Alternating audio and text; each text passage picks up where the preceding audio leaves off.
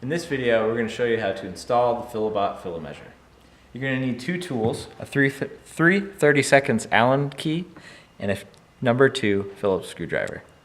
Remove the two Allen keys, or bolts, from the side of the unit to remove the original bracket. Next, we'll take the Phillips head screws out,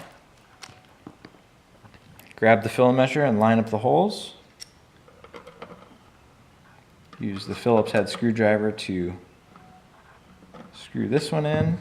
And I left it loose so that I can move this back and forth and line up this hole.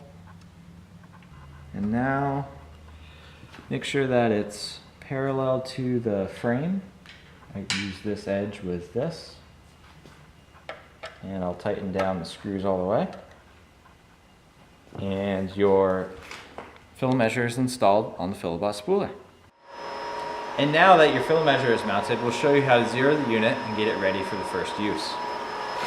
First, we'll turn the unit on and we'll press 0. And now it's homed with no filament inside. We also have this guide all the way up so that it's easy to pass the filament through. Another thing to note is that you can pull on this top piece for when we insert the filament. And now we'll run filament and show you how that's done.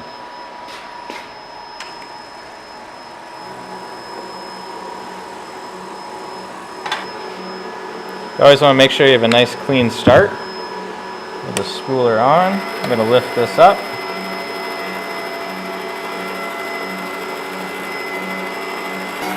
Now that we are close to size, what we'll do is we'll lower these wheels, and what this does is allow tension, puts tension on the bottom roller so that we're getting the correct measurement. You just need a little bit. We'll tighten that down. And you can still see we're oversized, so we'll speed up the spooler a little bit.